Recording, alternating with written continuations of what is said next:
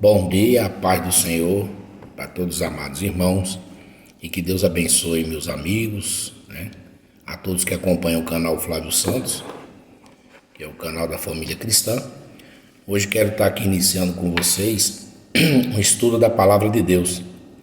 Hoje eu quero demonstrar aqui sobre a Bíblia Sagrada, que tem pessoas que leem a Palavra de Deus, leem a Bíblia, mas não têm o conhecimento acerca do que realmente seria a Bíblia. E hoje eu quero começar esse assunto falando o que a Bíblia diz acerca dela mesma, O que tem no seu conteúdo, o que ela pode nos mostrar, o que ela tem de bom para nós. Lógico que a palavra de Deus ela é boa. A Bíblia diz que ela é toda boa.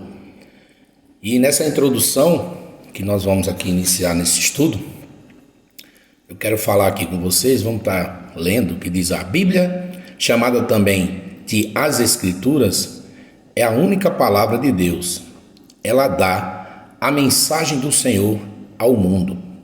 Nós lemos que toda a Escritura é inspirada por Deus, como está descrito lá no livro de 2 Timóteo, capítulo 3, 16, que diz: toda a Escritura é inspirada por Deus e útil para o ensino, para a repreensão, para a correção e para a instrução na justiça. Veja que ela é inspirada por Deus. Homens escreveram a palavra, escreveram a Bíblia, mas foram inspirados pelo próprio Espírito de Deus para que essa palavra, a Bíblia, ela fosse útil, e ela é útil para o nosso ensino, para nos repreender, para nos corrigir e nos instruir na justiça, a sermos justos, É isso que a palavra de Deus nos ensina. Vamos continuar.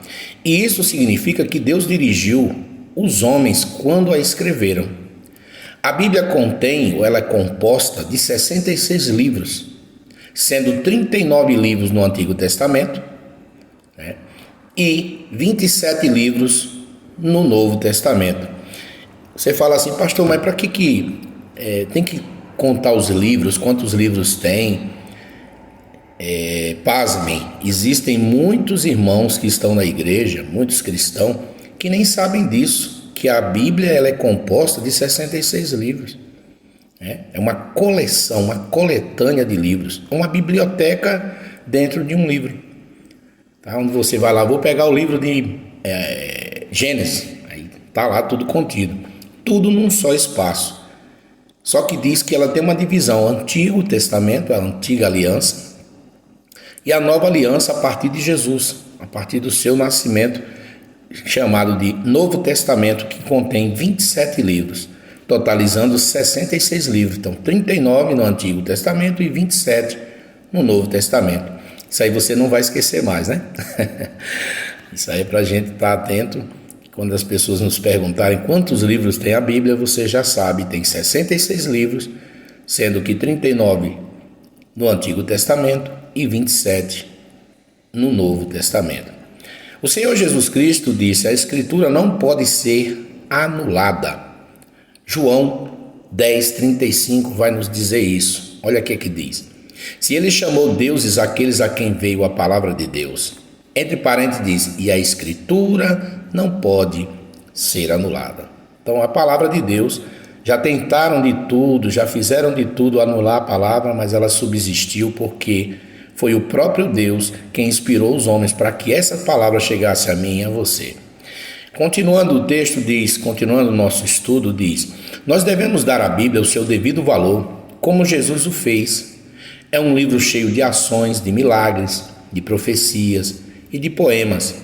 É também um livro de moral e de ensinamento espiritual. Um grande número de pessoas, através das épocas, odiou a Bíblia e tentou destruí-la. Apesar disto, ela não muda, mas a palavra do Senhor permanece para sempre.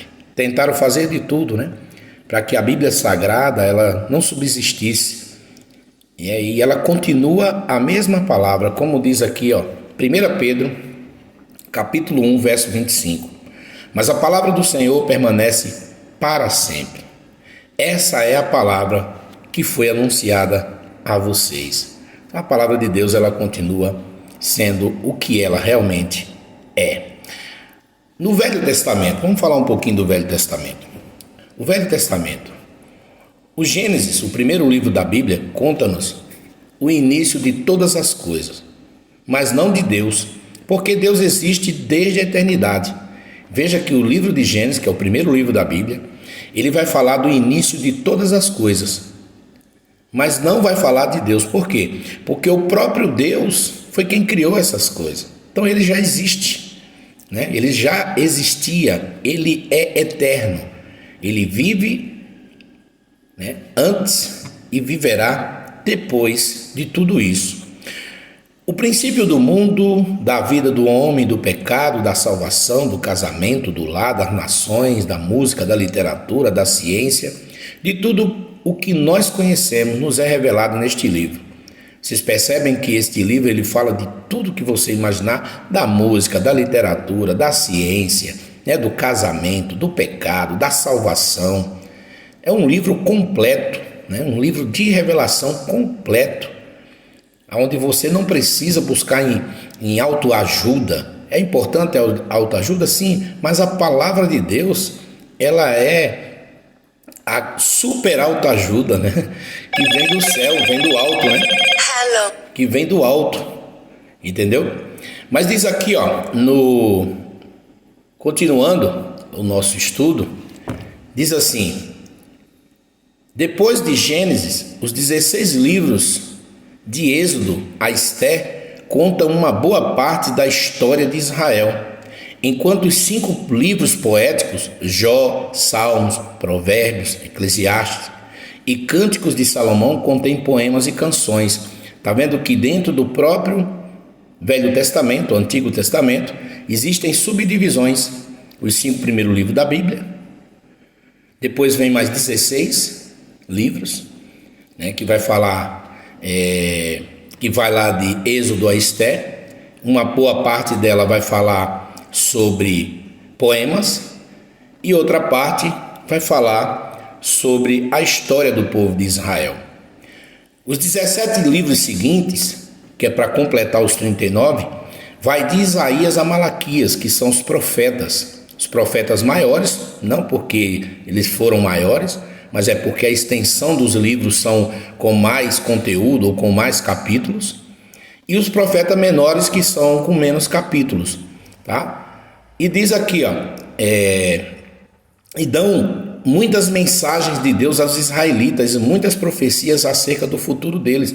Então é um livro que fala do passado, do presente e também do futuro.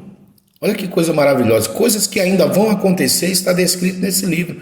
Deus já antecipou ao homem para que ele buscasse o que Deus tem preparado para ele. O Velho Testamento é citado muitas vezes, sabe em que livro? No Novo Testamento, que nós vamos falar agora. Olha só, há 4 grandes grupos de livros no Novo Testamento. O primeiro deles, os Evangelhos, Mateus, Marcos, Lucas e João, são 4. E os Atos dos Apóstolos, quer dizer, todas as ações que fizeram aqueles que acompanharam Jesus na sua caminhada, a ação dos apóstolos, né? Tudo o que eles fizeram em nome de Jesus. As 21 epístolas são cartas, ou as 21 cartas, né, que estão descritas nesses livros, contendo as doutrinas, né, as ações da igreja, tudo que foi incluído para que fizessem o batismo, orações, todos esses ensinamentos está contido nessas cartas. E o livro do Apocalipse, que é a revelação de Deus ao homem acerca das coisas que hão de acontecer no futuro. Os 4 evangelhos falam-nos da vida, da morte, da ressurreição e da ascensão ou subida no céu do Filho de Deus, Jesus Cristo. Os Atos dos Apóstolos contam a história dos primeiros cristãos. Então, tudo o que aconteceu entre os primeiros cristãos até chegar hoje à igreja vai falar nesse livro de Atos dos Apóstolos. As epístolas contêm os grandes ensinamentos da fé cristã, que eu acabei de falar: batismo, orações, jejuns. Então, os ensinamentos sobre a fé no Senhor Jesus, a fé acerca da salvação, né? Então vai ter muita coisa, a ressurreição, vai falar de tudo isso. E o livro do Apocalipse dá uma visão acerca dos eventos futuros que terão lugar na terra, no céu e no inferno. Entendeu? Então é um livro que vai esclarecer para mim e para você acerca das coisas que ainda hão de acontecer. Conclusão, vamos concluir. A Bíblia é lâmpada que ilumina os meus passos e luz que clareia o meu caminho. Salmo 119, 105 está escrito: a tua palavra é lâmpada que ilumina os meus passos e luz que clareia o meu caminho. Ela é comparada a um martelo que despedaça a rocha. Jeremias 23, 29. Não é a minha palavra como fogo? Pergunta o Senhor. E como um martelo que despedaça a rocha? Então não tem nada que fique na frente dessa palavra que não seja esmiuçado ou quebrado, né? Ela também é comparada a uma semente imperecível. 1 Pedro 1, 23, que diz: vocês foram regenerados não de uma semente perecível, mas imperecível por meio da palavra de Deus, viva e eternamente permanente.